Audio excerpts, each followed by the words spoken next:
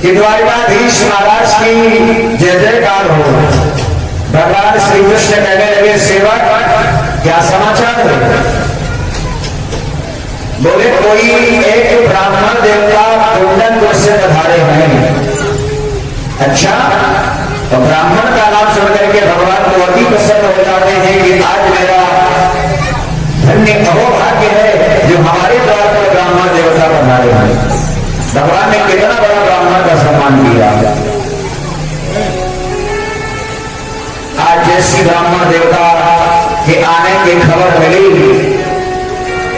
भगवान नंगे पैरों दौड़ करके जाते हैं और ब्राह्मण देवता को अपनी अखबारी में भर करके बड़े इज्जत और सम्मान से महलों में लगा करके ले आए।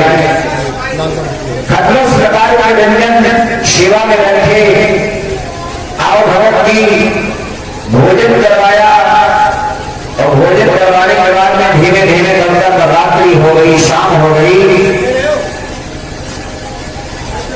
होशों प्रकार भोजन करके विप्रकों को संतोष दिया, फिर बिजली से लगा करके अपना भी आसन डाल दिया और उसने अपना भी आसन लगा दिया ब्राह्मण देवता। अभी तक इन्होंने नहीं पूछा अपने मुंह से कि आप कौन है, कहां से आए हैं, किस लिए आए हैं। केवल सेवक ने इतना बताया था कि कुंडनपुर से कोई ब्राह्मण आया है।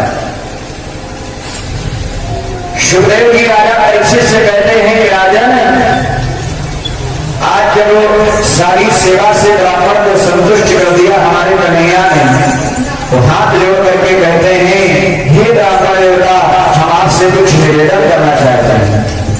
ब्राह्मण देवता कहने लगे, क्या निवेदन? कन्हैया बोले, सुनो,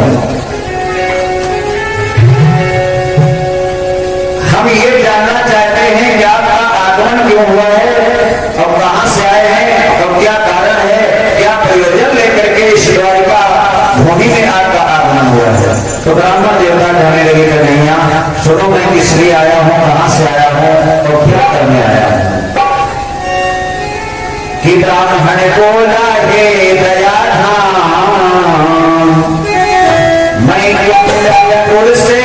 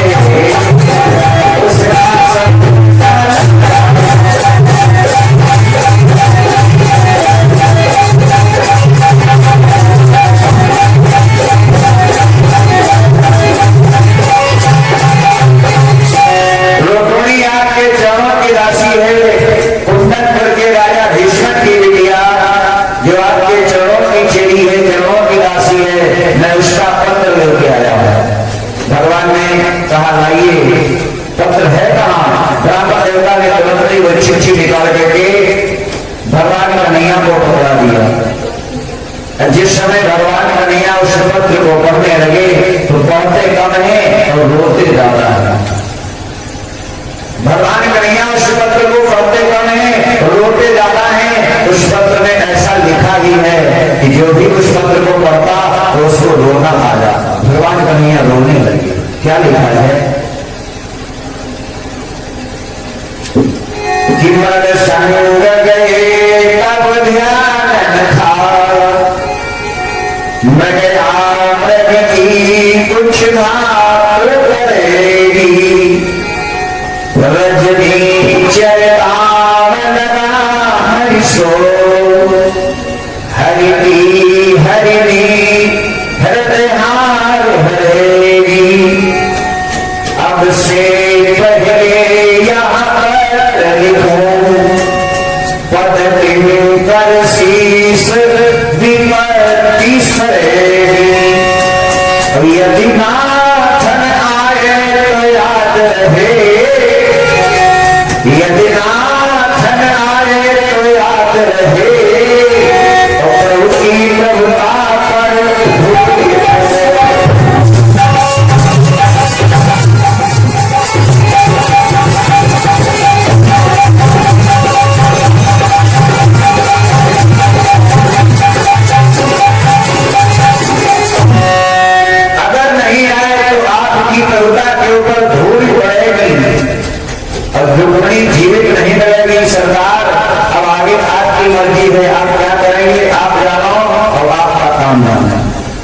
सारी रात ब्राह्मण तनिक देर के लिए सोए भी गए, भगवान कन्हैया पूरी आंखें जागते रहे, सोए नहीं। जैसे सवेरा हुआ कन्हैया मैं तो जा रहा हूं पुण्यपुर, कन्हैया बोले 5 मिनट और भी जाओ, समय हम कन्हैया बोले हम भी साथ में चले हैं, पैदल आए थे थक गए होंगे, मेरे साथ में मेरी रथ पर बैठी। आज भगवान कन्हैया सुंदर सा अपना रथ सजाते हैं और रथ सजा करके पूरा वक्त भी नहीं कर पाते हैं, रोते रोते आज राधा कालीन वेला ने रथ सजाया और ब्राह्मण देवता से कहने लगे चलो।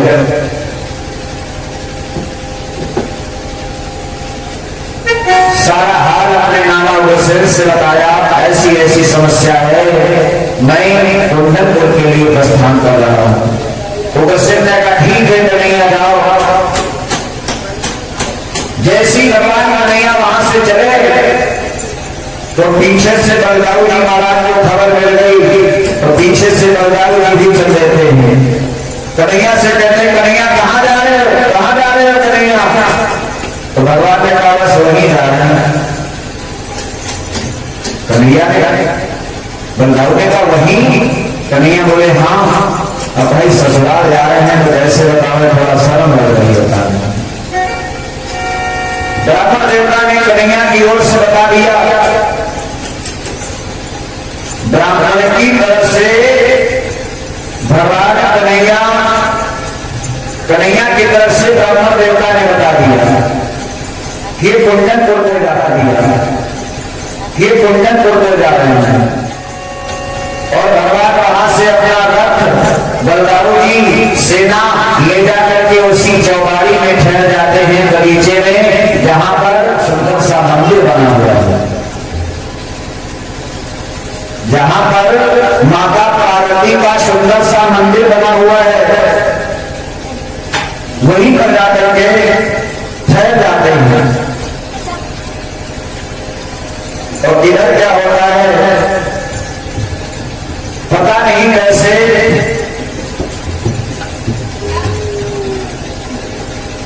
उस रुक्म को यह खबर मिल गई कि वो ग्वाले लोग आए हैं तुम्हारी बहन रुक्मणी के साथ में विवाह करने के लिए। इधर रुक्मणी बड़ा विलख रही है, बड़ा ही परेशान है।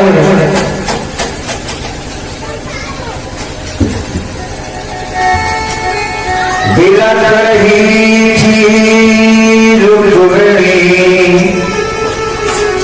यो धन धन करना, कहा किसी ने कब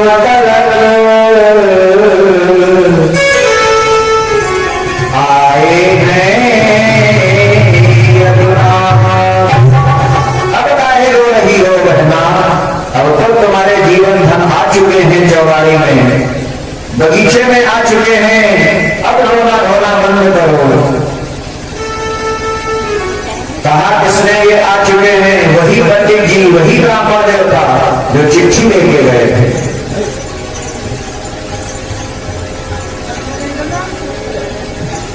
और चिंता न करो बहन रुक्मणी, ब्राह्मण देवता कहते हैं रुक्मणी जी से, वह ठहरे हैं चौबाड़ी में, तुमको लेकर ही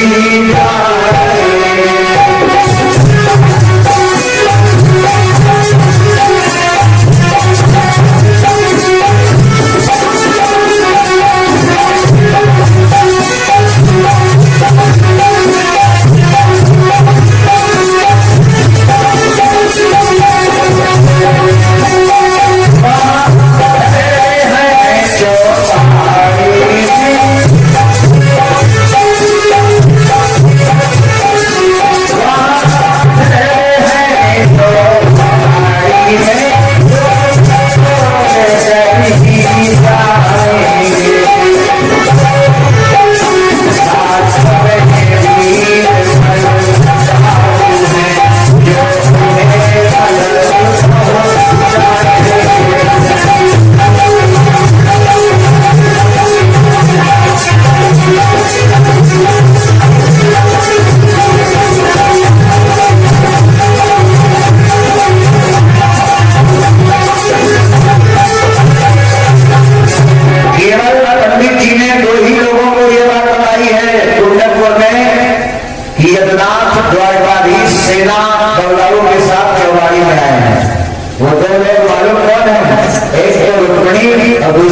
रुक्मिणी के पिता राजा भीष्म। तीसरे को ये नहीं बताया पंडित जी ने कि वो द्वारकाधीश चौबाड़ी में ठहरते थे। क्यों बिना मतलब कोई सबर बने, क्यों झगड़ा बोल ले? क्योंकि रुक्म के स्वभाव से सभी कुंडलवासी परिचित हैं। चुपके से राजा भीष्म चोरी चोरी से जाके कन्हैया की आवभगत करते हैं, हाल चाल पूछते हैं। जब सेना बलदाऊ आदि को साथ में देखते हैं तो राजा भीष्म अंतर आत्मा से प्रसन्न हो जाते हैं। बलदाऊ बोले चिंता मत करो, बाकी आगे की कार्यक्रम बढ़ाते रहो। देखते हैं कि कौन उस माई का लाल है जो हम दोनों भाइयों के चुंबन से रुक्मिणी को जीत करके ले जाएगा। अब चिंता न करो, अब राजा भीष्म तुम्हारे चिंता के बादल छट रहे हैं। अब हम दोनों भाई आ चुके हैं। पता नहीं है कैसे खबर मिल गई रुक्मिणी के बड़े वाले भाई रुक्म को, जिसने चंदेरी के राजा ब्रह्मोष के पुत्र शिशुपाल के लिए टीका भिजवाया था। पता नहीं इसको कैसे खबर मिल गई कि द्वारकाधीश भी सेना और बलदाऊ के साथ में आ चुके हैं चौबाड़ी में। और यह भी पता चल गया कि तुम्हारे पिता भीष्म उनकी सेवा करने भी गए थे। ये लपलपाती हुई तलवार लेकर के, लपलपाती हुई खड़ग लेकर के अपने पिता के पास में आया, राजा भीष्म के पास। अब कहने लगा, हे पिताश्री, ये बताओ कि वो मथुरा वृंदावन के ग्वाले भिखमंगे उनको किसने बुलवाया? बिना मतलब वो हमारी कुंडलपुर राजधानी में कैसे आए? भीष्म बोले, भैया हमने न किसी को बुलवाया है न कुछ किया है। अगर वो अपनी मर्जी से आए हैं तो मुझे इस बात की जानकारी नहीं। तो ये रुक्म कहने लगा, पिताजी सच्चा सच्चा ये बता, हमें बता दीजिए, झूठ बोलने की कोशिश मत करो, क्योंकि आप सब हमारे स्वभाव से परिचित हो। भीष्म कहने लगे, बेटा हमको क्यों धमका रहे हो? अरे हमने यादवों के अधिष्ठाता योगीराज द्वारकाधीश श्री कृष्ण बलराम को नहीं बुलवाया। बेटा मेरी बात मानो। भीष्म कहने लगा, वो रुक्म कहने लगा, बुलवाया नहीं तो ये आए कैसे?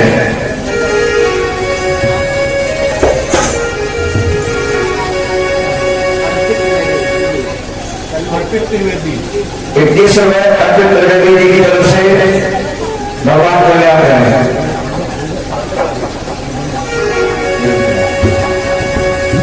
आज राजा भीष्म कहने लगे, बेटा ये हमें नहीं पता है कि हमको इसका है कोई पता नहीं, किसके बुलवाए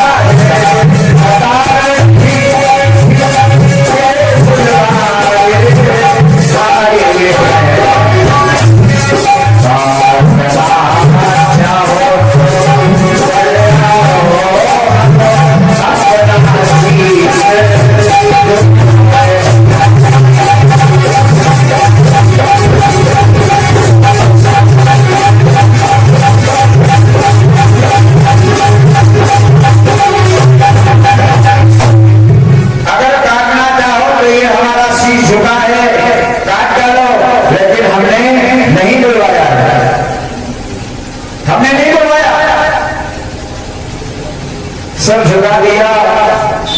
देखो आज एक पिता अपने लड़ते पुत्र के सामने, लड़ाकू पुत्र के सामने सब झुकाए खड़ा है और वो बेटा तलवार लिए खड़ा है मारने के लिए। या तो रात साइया मार सके ना कोई। अगर रुक्मिणी भगवान की भक्त है तो राजा भीष्म भी भगवान कृष्ण के अनन्य भक्त हैं, कोई साधारण नहीं है।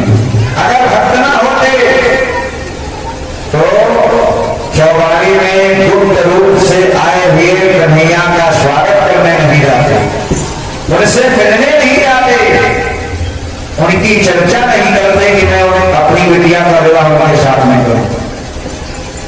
भक्त ही नहीं, राजा भीष्म परम भक्त है, तलवार ऊपर है, बेटा मारने के लिए तैयार है। आज भगवान के दिल पर यह बात ठेस लगी कि काश यदि मेरे कारण राजा भीष्म मार दिए गए तो हमें विवाह करने से फायदा क्या है? अरे मुझे विवाह करने से कोई लाभ नहीं होगा। जिस बेटी रुक्मिणी से हमें अपना संबंध जोड़ना है तो कन्यादान के समय में उसके पिता ही नहीं होंगे तो हम कैसा कन्यादान करेंगे? आज भगवान ने ऐसी प्रेरणा की कि राजे राजे के साथ आए, शिष्टार बारात लेकर के उधर आ गया और जैसे शिष्टार बारात लेकर के आ गया तो ये हम हो गई कि बारात आ गई, बारात आ गई, बारात आ गई। अपनी तलवार को ज्ञान में रख करके शिष्टपाल की बारात की अगवानी करने के लिए रूप में चला जाता है। अगर बारात ना आती तो ये अपने पिता से कुछ और वार्तालाप करता। इधर भाई शिष्टपाल के पक्ष में है और भौजाई ननद रानी के पक्ष में है, रुक्मिणी के पक्ष में। सुलेखा भाभी कहती है, अरे ननद रानी सुनो, बहुत बढ़िया मौका है, समय भी बढ़िया है। हमारे पति देवता गए हैं बारात की अगवानी करने के लिए और इसी बीच में चलो हम तुम्हें गौरी माता के मंदिर में पूजा करवाने लाने चलेंगे, जहां पर रुक्मिणी ने 10,000 सैनिक लगा दिए हैं पहरेदारी में कि कोई भी परिंदा पर न आ सके, कोई भी परिंदा पर न आ सके, यहां पर कोई रुक्मिणी को टच ना कर सके पूजा करने के समय में। आज रुक्मिणी पूजा करने जाती है, भगवान अपना रथ तैयार किए उस निकास द्वार पे खड़े हैं। तब के मंदिरों में 2 गेट होते थे, एक प्रवेश द्वार और एक निकास द्वार। गौरी मैया के मंदिर में सुलेखा अपनी ननद रानी रुक्मिणी को लेकर के पूजा करवाने के लिए जाती हैं तो बड़े भाव से इन्होंने पूजा की है।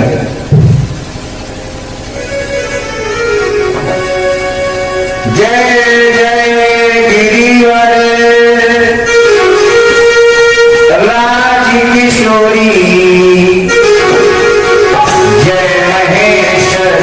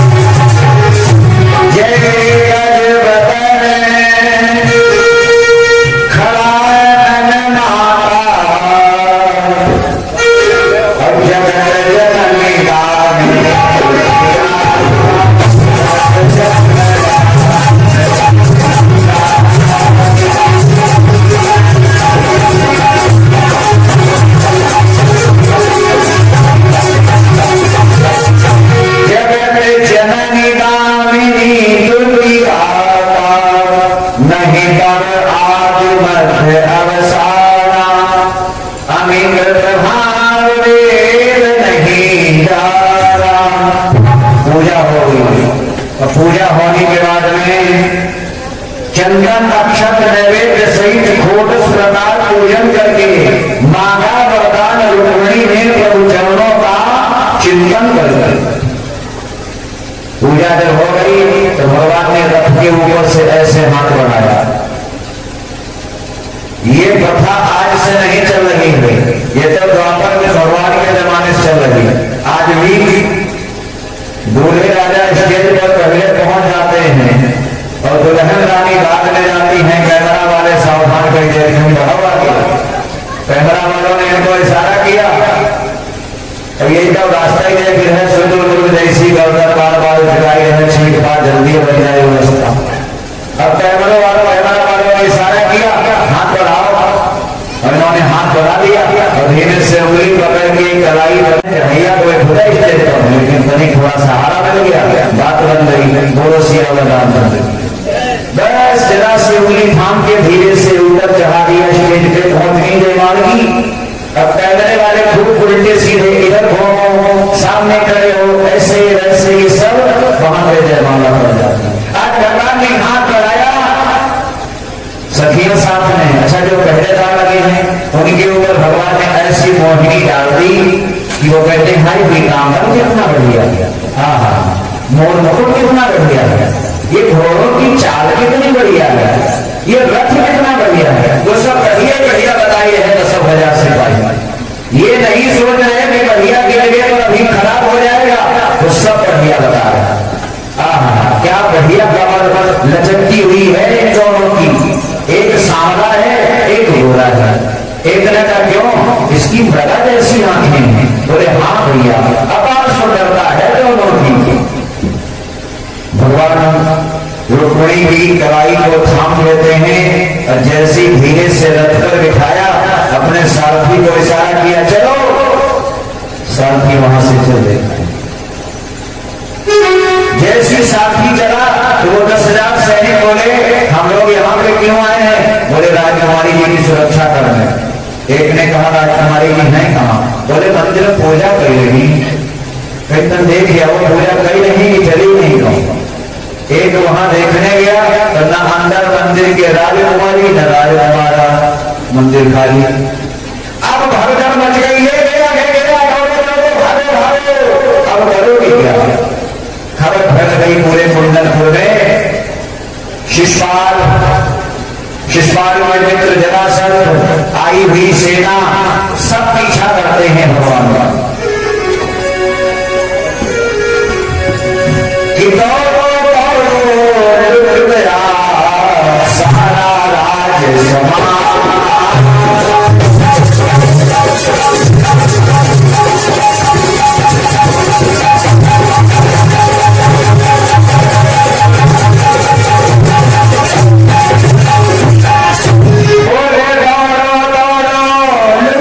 सारा राज समाज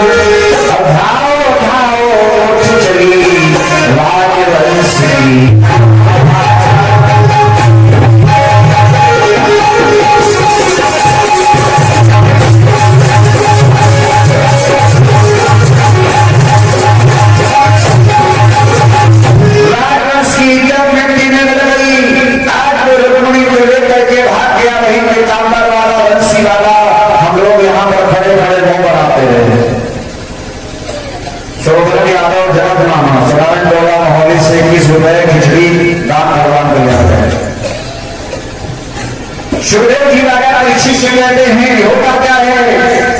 आज मेरे चले भाग पीछा करो सभी भागते लिए जा रहे हैं। भगवान ने सभी से मार करके भगाया तो आज रुक्मिणी का जो बड़ा भाई है जिसका नाम है रुक्म, उसने इस बात की कसम खाई लेकर वालों के हाथ से मैं नहीं रुक्मिणी को छुड़ा ना सका तो मैं सुंदरपुर में अपनी शक्ल नहीं दिखाऊंगा, अपना मुंह नहीं दिखाऊंगा।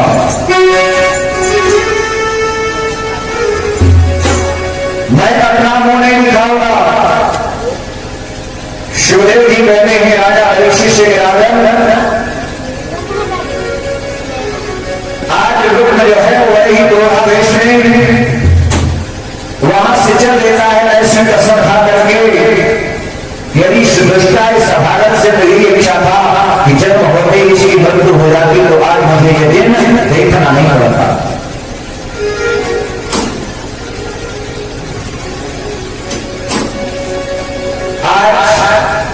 तीरों पर तीर वारों पर वार करता है रुकना, लेकिन भगवान हर एक वार का ईंट का जवाब पत्थर से देने लगे।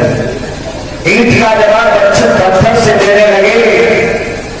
थोड़ी ही देर में रुक्म को बंदी बना लिया भगवान ने और बंदी बना करके रथ में डाल जाते हैं, निकाल करके तलवार रुक्मणी के भाई यानी अपने सारे रुक्म को मार डालना चाहते हैं, मार डालना चाहते हैं। वैसे ही रुक्मणी धड़ाक से भगवान के चरणों में गिर पड़ी, प्रभु आप ये क्या करते हैं? तो वही रुक्मणी वेग से और बंधे बंधुकी हाथी और कहने लगी,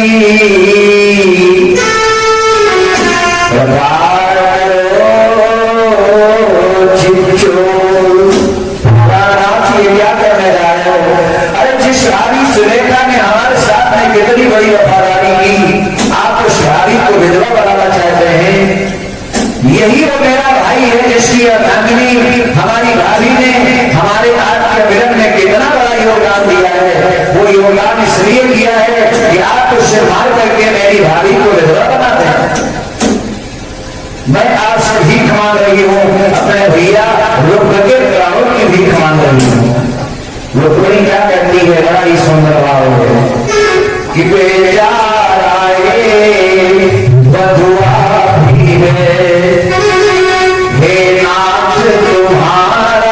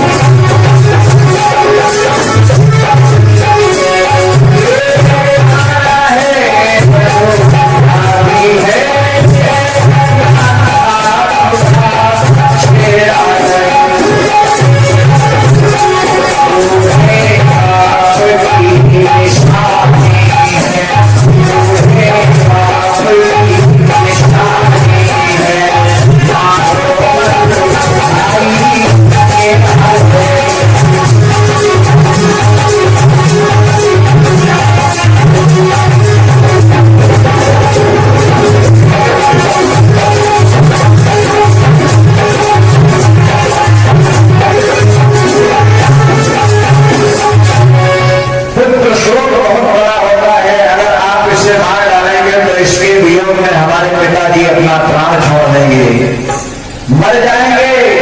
और जब पिताजी समाप्त हो जाएंगे तो पिताजी के वियोग में मेरी माता जी मर जाएंगी। एक को मारने से 3 हत्याओं का पाप लगेगा। प्राणेश ऐ मेरे जीवन धन, जो आज तुम्हारे हाथों से यह बेबस मारा जाएगा, तो समधी कुल की हत्या नाहक कलंक सिवाएगा। क्योंकि निश्चित है पुत्र के शोक में हमारे पिता भीष्मा अपने प्राणों को जरूर छोड़ देंगे। रुक्मिणी कहती है जीवन धन, हे उदार अंचल पसार, भाई के प्राण मांगती है, करुणा निधान इसलिए यही पहला वरदान मांगती है। छोड़ दीजिए आप इसके प्राणों को, सो गलती में से मुक्त कर दीजिए। तब तक बलदाऊ जी आ रहे पास में, बोले कन्हैया ये कौन बंधा पड़ा है तुम्हारे रथ में? कन्हैया ये बताओ रथ में कौन बंधा पड़ा है? भगवान कन्हैया बोले साले साहब हैं। अच्छा, साले साहब की ये दशा, जब साले लोगों के साथ हम ऐसा व्यवहार करोगे तो श्रीमती क्या पसंद रहेगी? नहीं पसंद। अरे अपने साले रुक्म के साथ ऐसा व्यवहार करोगे तो रुक्म की बहन या रुक्मणी जो तुम्हारे पास में है, क्या ये तुम्हारे ऊपर पसंद रहेगी? क्योंकि इन देवियों को, इन माताओं को अपने मायके के लोग ज्यादा ही प्रिय होते हैं, विशेषकर भैया और भाभी को सबसे ज्यादा।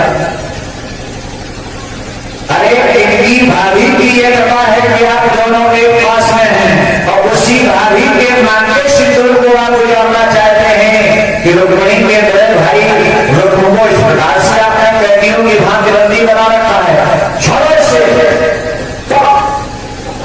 अगर आज इन रुक्मिणी के भाई अपने सारे के साथ में ऐसा व्यवहार करेंगे, जीवन में कभी फिर विवाह करना पड़ा तो किसी दरवाजे जाओगे विवाह करने तो तुम्हारी क्या इज्जत होगी। लोग ये ठिठोरा पिटवा देंगे कि उस काले कलुटे के साथ में शादी मत करना, वो तो अपने सालों को बांध लेता है, रद्दी बना लेता है। बताओ कितनी बड़ी बदनामी होगी। छोड़ो, आज कन्हैया ने अपने बड़े भैया दाऊ के कहने से बंदी बने हुए रुक्म को छोड़ दिया और कहने लगे दाऊ भैया, जब किसी छत्री की तलवार निकलती है वो कुछ कर्तव्य करने के बाद में ही ज्ञान में जाती है। अब ये तलवार निकली है तो बिना कुछ किए जाएगी नहीं। सिर के बाद दाढ़ी मूंछ से मोड़वा करके धक्के मार करके रुक्म को वहां से भेज दिया गया।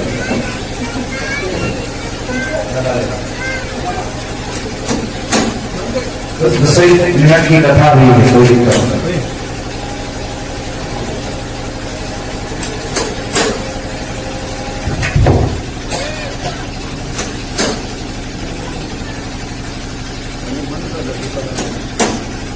ये वहां से आया तो अपने राजधानी कुंडलपुर को नहीं लिया, एक कुंडल भोजगढ़ नाम का नगर बसा करके दुखियारों की भांति अपना जीवन यापन करने लगा।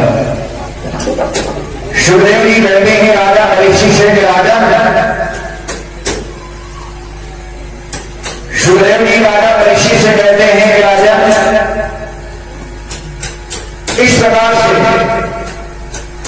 भगवान रुक्मिणी को लेकर के द्वारका आए। दूसरे दिन राजा भीष्म को बुलवाया गया कि आपकी पुत्री रुक्मिणी का मैंने हरण किया है, आपकी मर्जी से, सारे कुंडलपुर वासियों की मर्जी से, केवल अकेला वो दुष्ट था आपका बड़ा पुत्र रुक्म, उसकी ये इच्छा नहीं थी कि हम रुक्मिणी के साथ में विवाह करें।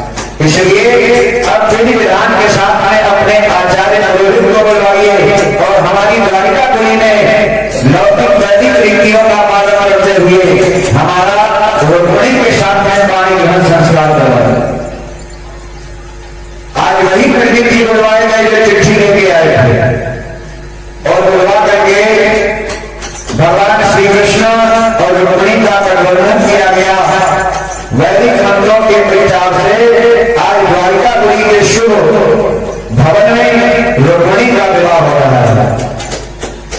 राजा भीष्म के 4 बेटे, महारानी और बहुत सारे लोग, ये सभी द्वारिका में आकर के आज रुक्मिणी का विवाह संपन्न करवाते हैं। उस समय राजा भीष्म जब अपनी लाजक से पाली हुई कन्या रुक्मिणी का कन्यादान करते हैं। सुखदेव जी कहते हैं ऐसी पावन घड़ी में कन्यादान के समय आज राजा भीष्म और महारानी की आंखों में आंसू आ गए। अरे जिस कन्या को मैंने इतने नाजक से पाला है, आज वो कन्या को मैं दान में दे रहा हूं और दान की हुई वस्तु पर हमारा कोई अधिकार नहीं दे जाएगा। आज से कन्या की पढ़ाई हो जाएगी।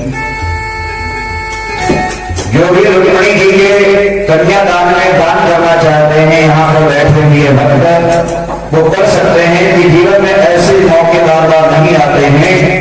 और शांति से 10 मिनट की कथा और है। सुखदेव जी कहते हैं आज वहां की सुंदर देवियों ने मांगलिक गीतों का प्रदर्शन किया। बिस्तर पद पर कन्यादान, आज कन्यादान के समय महाराज जी की आंखों में अश्रु निकल रहे हैं। आज वही कन्या जिसको मैंने इतनी नाजत से पाला है, आज वो पराया घर बसाने के लिए चली जाएगी, हमसे दूर हो जाएगी, जिसके ऊपर हमारा कोई अधिकार नहीं। आज माताओं ने वहां पर सुंदर मांगलिक गीतों का प्रदर्शन किया है द्वारकापुरी के भवन में। भैया 10 रुपए मनोज शुक्ला जी रुक्मणी जी की कन्यादान में दान दे रहे हैं। भगवान सदैव उन्नति करें, भंडार भरते रहें, माता लक्ष्मी जी की कृपा बरसती रहे। तो हमारे कहने का अभिप्राय है, आज माताओं ने सुंदर मांगलिक गीतों का प्रदर्शन किया है।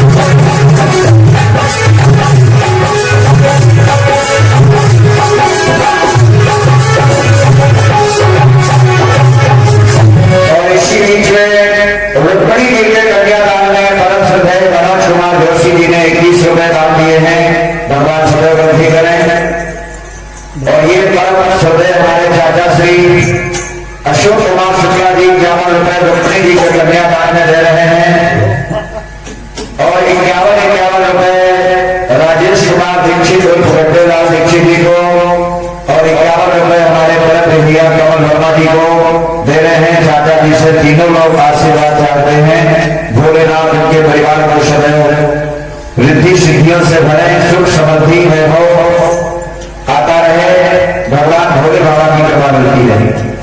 आज इस प्रकार से कन्यादान के समय एक बार दुश्मन की भी आंखों में आंसू आ जाते हैं कि वो कन्या जब पढ़ाई घर को आबाद करने के लिए जाती है, उसका दान कर दिया जाता है। दान की हुई वस्तु पर फिर वो अधिकार नहीं रह जाता।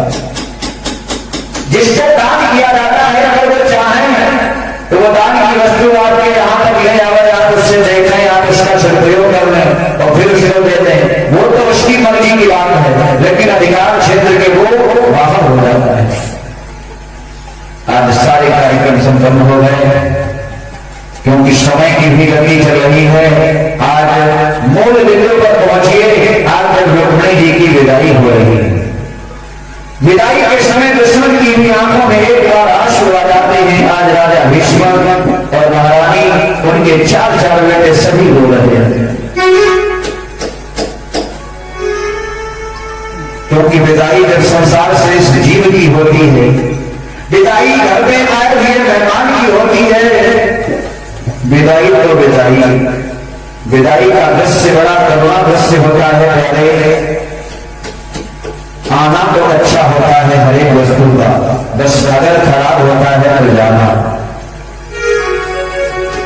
आज होता क्या है, आज निकट निकट करके वो रुक्मिणी अपने माता और पिता से कहती है, पिताजी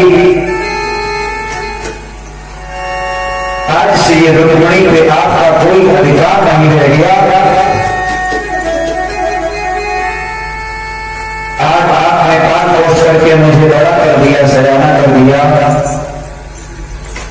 यद्यपि आपको इतना बड़ा नाज है कि आपको दामाद मिला है, वो भी ऐसा जिस दामाद के सामने तीनों लोगों के यक्ष नाग किन्नर गंधर्व अपना सर झुकाते हैं, द्वारिकाधीश जैसा दामाद।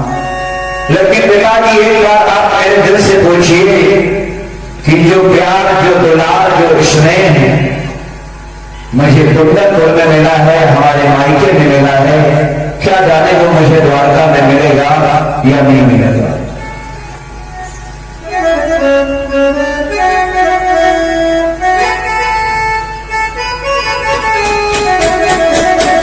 आज रुक्मिणी कहती है पिताजी, ये कथा के माध्यम से इस अंतिम भजन है, इस भजन में ही विदाई हो जाती है। मैं गुड़िया मैं बिटिया तेरे आंगन